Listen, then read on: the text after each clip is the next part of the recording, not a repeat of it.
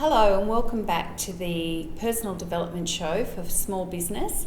And I'd like to welcome my guest today, Andrew Powell, who's one of the most entrepreneurial people I know. He's quite amazing and has a lot of success and wisdom he can share. So we're going to start by talking about Andrew's latest program, which is called the Money Mindset. And this has been a very successful program in really taking businesses to the next level, individuals, but particularly businesses he focuses on as well. So I'd like to just start by asking Andrew today, what made you go from being a chiropractor, or how does a chiropractor end up doing a program like the Money Mindset? Good question. Mostly I think because, we teach what we need to learn, and my money mindset left a little bit to be desired. So I found myself in business getting great results, doing a great job as a chiropractor, but not so much as a business owner. I was really struggling basically, and on a path to burnout in my own business. And I looked around me in my industry and I saw a lot of other practitioners having the same sort of challenges. So that kind of led me on a journey that, ended up with me writing my book, The Money's in the Mindset, which really was... I started to notice in my clients that a lot of their health issues were actually coming from issues in their mind. And when I learned some techniques to start to clear the issues in their mindset, their health changed. So I thought, why not apply these techniques to my own beliefs around money? And, that was really the beginning. And it just kind of took off from there. Yeah. Oh, that's great, yes. And I guess too, from my perspective, I know the beautiful work you do. So you're pouring out all that energy, giving to people day after day, helping them to be their best, but not having the flow in return of money to support you and your lifestyle. It's important that energy exchange is kind of even, isn't it? Absolutely, and it's true, especially for health practitioners, but I think for many small business owners, we do pour everything into what we do. Giving so much. Absolutely, which we do it because we love it, but if there's not an equal return of energy, well then it's not going to end up in a good place. It's not sustainable, is it? I think in life my philosophy is all about creating win-win scenarios, so I guess this is really important because it underpins that the Money Mindset is a program that can help to create win-win situations. Absolutely. Okay, so what exactly is the Money Mindset? So it's something that, you kind of hear this term a lot, but people don't really know what we're really talking about. And for me, it simply means the kind of collection of your beliefs about money, your attitudes towards money, and your, the things that you accept or know to be true. So the key with that is 2 to 10% of our mind is conscious. The other 90 to 98% is the subconscious. And often that's what trips people up. So they might have some positive beliefs about money in the conscious mind. Yes, I want to create, a great business and all of this. But the subconscious mind is often what's sabotaging them. And, everyone who's ever bought a gym membership and not used it, or a juicer that's still sitting in the cupboard, these kind of things, we've all done it, right? We're all human. Yeah. And it's because we've made a decision consciously, but the subconscious has had different ideas. Well, being such a large proportion, being 90% subconscious to 10% conscious, it's got such a lot of power, isn't it? And it's sort of difficult for us if we're not even aware of those beliefs in the first place. That's really the key. The key is that our subconscious drives a lot of our behaviours. It drives our daily habits, our actions, what we see, what we do. You can consciously make a decision to do something, but if your subconscious is not in alignment, then obstacles seem to appear in the way all the time. Or when you're really focused and switched on, you'll be in alignment with that conscious decision. But as soon as you're a bit tired, a bit stressed, a bit run down, a bit whatever, we'll default back to our automatic programming. And if that automatic programming is not conducive to bringing money into your life, then it's not going to happen. Right, and is that what I often hear people getting frustrated in my own clinic, where they're saying they self-sabotage? Is that that sort of thing at play? Yes, so that's the sort of thing we're talking about. Okay. If you've got a belief that says, I don't deserve to earn a lot of money, or a judgment around, money is the root of all evil, or it's greedy to want money, or things like that. Your subconscious's job is to actually protect you.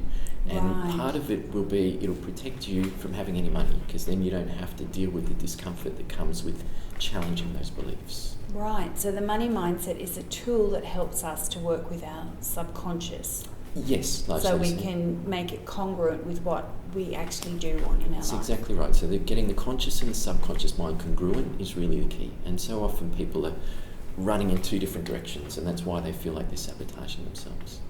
So why is it important to work with your money mindset? It's important because I experienced in my own clinic that I was working really hard. I was getting great results. I was doing everything that I was told to do to be successful. Sorry to interrupt, but how many hours a week would that be? Back in those days, I was actually working in two different clinics. So I was probably working, 50 hours face to face, and then doing all the running the business behind the scenes. And I had a kind of money mindset programming set up, which is very common, I see in Australia in particular, that you have to work really hard. You have to struggle. Yeah. If you didn't bust your butt, you don't deserve it. That's right, a deserving. And so that was really setting me up for burnout. It was setting me up for constant frustration, because I'd say, I want more time, I want more freedom, I want more money, I want more energy, but yet it wasn't being reflected in my results. So really our subconscious controls our habits, our behaviours, which is what determines our actions. It controls our beliefs and therefore our actions, and our actions create our results. So if the results that you're getting in your life are not what you want them to be, the first place to look is what's going on in your mind. Yeah, that's really, really interesting. And how can you change your money mindset? So there's lots of ways that I've looked into to do this. Really, my book is kind of my journey, looking at a heap of those things like affirmations and NLP, hypnosis, NET, neuro-emotional technique, a whole host of things. And a lot of them work to varying degrees. A lot of them work on the conscious mind, but they don't get to that deep subconscious part that ends up tripping us up. So people see change for a little while, but when the pressure's on, they default back to their old patterns. That was pretty much the story for me until I came across something called the Lifeline technique, which was developed by Dr. Darren Weissman, a chiropractor in the States. And that technique really shifts things at a very fundamental level. It's a technology for changing the subconscious mind, for first of all finding out what the sabotaging belief is, because often we're not even aware of it. Yes. And then getting in and changing it in a way that's really lasting. When I started working with that technique for myself and also for my clients was when I really started to see, fundamental change. That was when people started saying, wow, your life's looking really different. What have you been doing? What's happening? So for me, that's the special secret. Everybody has to find their own thing, but that's the best one I've found. It's amazing. Oh, that's fantastic. And that's what you share with people now, isn't it? Absolutely. That's one of the key tools that I use to help people really drive change. That's fantastic.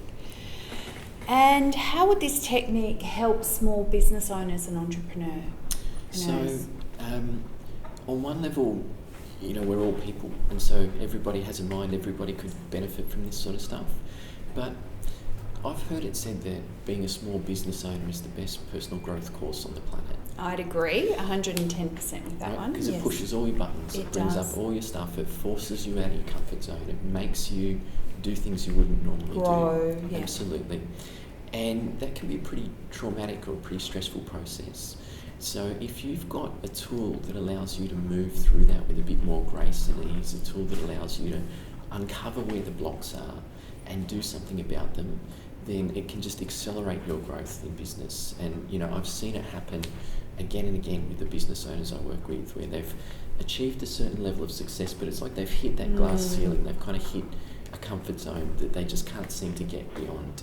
And then with a few tweaks or changes to their, what we call their money mindset, it's like suddenly the growth happens. Skyrockets. Yeah, well, I have to say too, being in small business, people can have all these ideas about money that may not be that supportive, but if there's no cash flow in a business, you just can't go anywhere. There's no business. You have to pay your staff, and as you say, it's important to be rewarded and valued and respected for what you're giving. So it's fundamental. That's right. So I guess that is a really critical and key skill that can really make a huge difference for business. Absolutely. I mean, we know life's not all about money, and Yes. even business is not all about money. But as you said, it's hard to run a business if you don't have any of it. Well, it's a tool that gives you choices and relieves your pressure and your stress and Absolutely. helps you to be more creative, because when you're not worried about money, then you can be more creative and Absolutely. expansive in your thinking and the results that you produce. Yes, so really it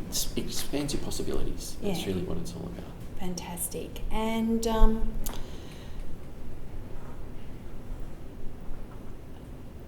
how do you know if you've got problems with your money mindset? It's a good question. Nearly everybody has challenges in this area and they don't realise it. If you want an answer to that question, really easy, look at your results. Look at It's very black and white, isn't it? Is your business at the size you'd like it to be? Is it operating the way you'd like it to be?